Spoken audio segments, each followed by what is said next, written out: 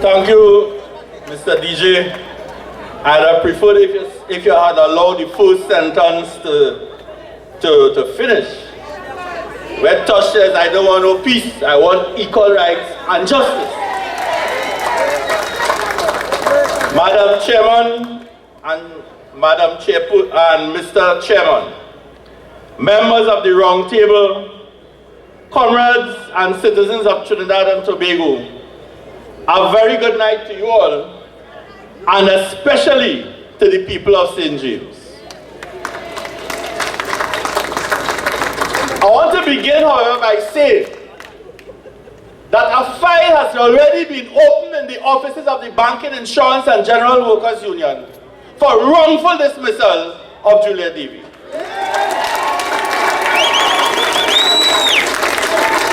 And I understand the UNC party to which I once belonged is calling my union a PNM union. Because everybody they fire come to us, URP, CPEC, NETCO, RHA. Listen, the people said when they were campaigning, we're not going to fire anybody. And as soon as they get power, they fire everybody. But I will want to say much more on that. I speak to you tonight as a representative of the Joint Trade Union Movement. The JTUM was formed prior to the last general elections when most trade unions were making demands of the authorities. Demands relating to labor legislation in particular and justice for workers in general. Soon after the present government came to power, those trade unions who were not with us joined us in the struggle against that nefarious 5% wage cap. Those who have left have done so on purely opportunistic reasons. But the majority of trade unions remain committed to the fight for good governance in the Republic of Trinidad and Tobago. I want to announce that we of the JTM possess an agenda. I speak of the workers' agenda, which was democratically adopted by representatives of all trade unions when we gathered at the OWTU in Paramount Building, San Fernando. I am here to tell you that the workers' agenda calls for good governance. I am here to tell you that as soon as this government began to play the fool, it was we of the JTUM who launched criticism after criticism against them for the growing madness that began to pass for governance in Trinidad and Tobago. JTUM supported calls for the MSJ to leave the partnership, and today we congratulate the MSJ for having done so, and David Abdullah for not being a eater food man. People of St. James and Trinidad and Tobago, the JTUM boldly told the government that if it chose to violate, abrogate, and disrespect the accepted principles of collective bargaining, we would mobilize the entire workplace for a complete shutdown. To show that we were annoyed and incensed against the government, which by its very actions had brazenly and openly betrayed the labor movement after making so many promises and having come to us to seek our support. On that fateful afternoon in August of 2011, when we began our campaign in earnest in the eastern borough of Arima, the labor movement was joined by thousands of citizens and the government panicked. The government panicked more than any other government in independent Trinidad and Tobago. The reaction of the People's Partisan Government to the legitimate cries of the working class proved to be typical and illustrated the pattern of government which we had begun to experience. And what was that pattern? What is that pattern? What is that module of governance? It is a module characterized by lies and deceit. How else do you describe a government whose major spokespersons boldly advance reasons why the workers could not receive more than a 5% increase. We met with Her Majesty, and in between bouts of human breaks, as she described it, she said that she could not give more than 5%, and that if she did, the government's social programs will be negatively affected. Lo and behold, as soon as the OWTU registered its 9% victory in the petition negotiations, the lady herself proclaimed that there was no 5% wage cap. We could not believe our ears. How could an elected government representative be so brazen and calm? But lying is just part of the module.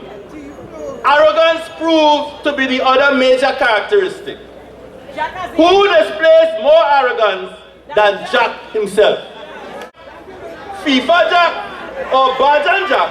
Arrogance exudes like a pregnant water vein when it comes to Jack and most of his ministers, fellow ministers.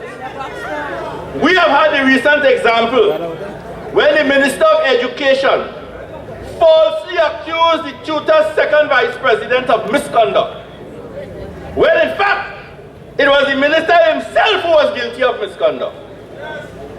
You saw how tutor and JTM responded to Gopi Singh. That is the only language they understand. We in Labour know that sometimes when the engine is performing badly, what is required is a complete shutdown and a complete overhaul. Comrades and friends, this government has shown itself to be an absolute failure when it comes to the serious question of crime. I remember one sitting minister loudly proclaiming that 3 months after his government came to power, crime would be a thing of the past. Remember that? As evidenced by this government had no plan to deal with the crime situation, their crime plan turned out to be an ill-conceived, ill-constructed state of emergency, which accomplished nothing pertaining to the permanency of serious crime in this country. We know now nothing about the supposed Colombian gang that would have made 1990 look like a tea party. Only a fool would argue that crime is under control. But there are many fools in this government. It is also a stupid government, as can be borne out by the numerous families of those who have suffered their untimely demise. Just like they had no plan to deal with crime, so too they had no minister to deal with crime. Sandy proved to be an abject failure. And when the present minister was given the job, many had hope for an improvement. Hope has now withered into disappointment, frustration, bitterness, and loud cries for justice to be served. History is replete with examples of some people becoming so fed up with violent crime, and you need to listen to this. There are people who become so fed up with violent crime that they are willing to sacrifice their personal rights in order to fix the problem.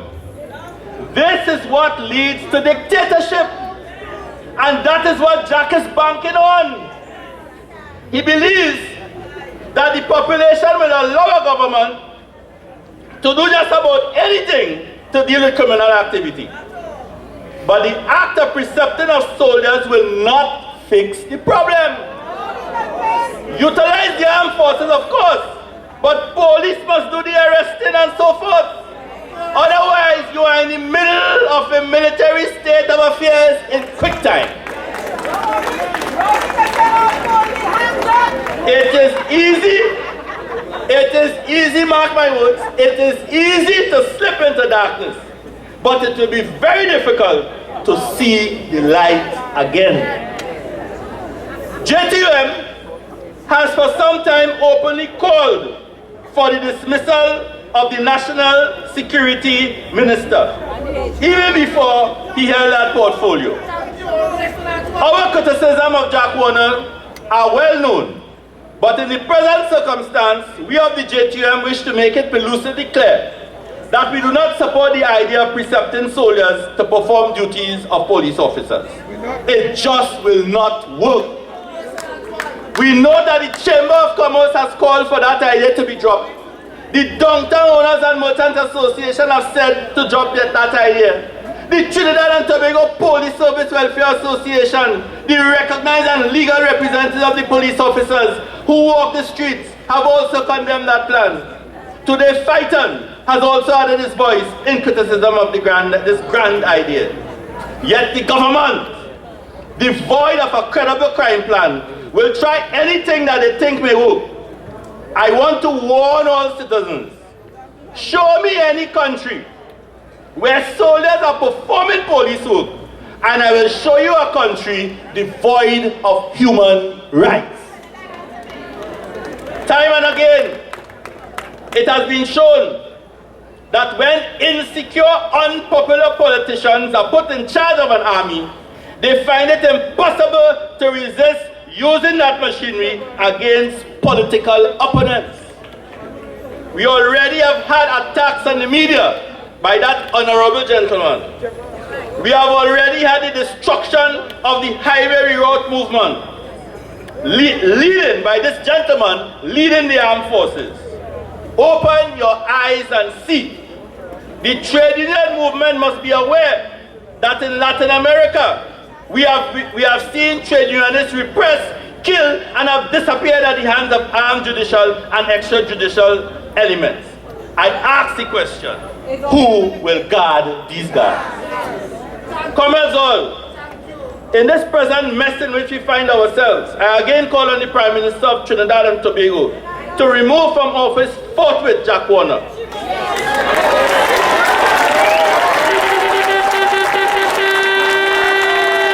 But alas, I think that the Prime Minister is of the view that that minister is the best thing since sliced bread.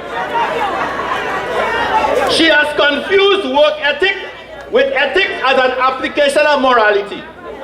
So let me spell out what ethics we are talking about so that the Prime Minister can hear. Ethics consists of what is right as against what is wrong. Ethics consists of what is fair as against what is unfair. And ethics comprises of what is just as against what is unjust. That is why the entire country is crying out for justice. There continues to be no justice, no appearance of justice, and a denial of justice. In TNT today, the perception of the people is that justice is only for the rich and the well-connected. Madam Chairman and Mr. Chairman, how can we fight crime when there are serious questions hanging over the head of the chief crime fighter? How can we call on the youth to observe the law when the population is not at ease with the bona fides of the Minister of National Security? And this Prime Minister seems to have a bad habit. A habit called pass the buck. The population wants a Prime Minister who will say, the buck stops with me. The habit of passing the buck to the Attorney General or later to the Commissioner of Police just does not cut an acceptable position. We want to see you put wrong right. But how can you correct what is wrong when you yourself seem not to be able to distinguish between wrong and right? We see the likelihood of the rich financiers of the UNC being set free, although they have a court waiting on them in the USA. We see an entire item of legislation being proclaimed to benefit a few. We see an entire item of legislation being thrown out in a failed attempt to appease public opinion. Comrades all, we must not forget Section 34. TNT is now the laughingstock of the world. They laughed at us when one man was building all of the government buildings. Now they are laughing at us because big chats and big puppies have an entire government to protect them. The Christmas and Carnival periods of distraction and merriment is over. Just as we said, we are here again. We will not let Section 34 fiasco die. Those who are responsible for this national faux pas are still running the affairs of Trinidad and Tobago, and that wrong must be put right. Comrades and friends, it is now the accepted norm that just when you thought that this government had exhausted its bag of mistakes and misdemeanors, yet another scandal props up. And while other speakers will examine the flying squad matter in great legal detail, it should be noted that the majority of the population of this country are aware that retired police officer Cordner is not a madman. My information is that the flying squad did operate, and the real reason for its disbandment was that the information gathered by this new flying squad was too hot for the government to handle. I understand that the list is a who's who of a certain party. Again, there are those whom it would seem are too big to touch and are in fact sacred cows. The same thing happened under the state of emergency.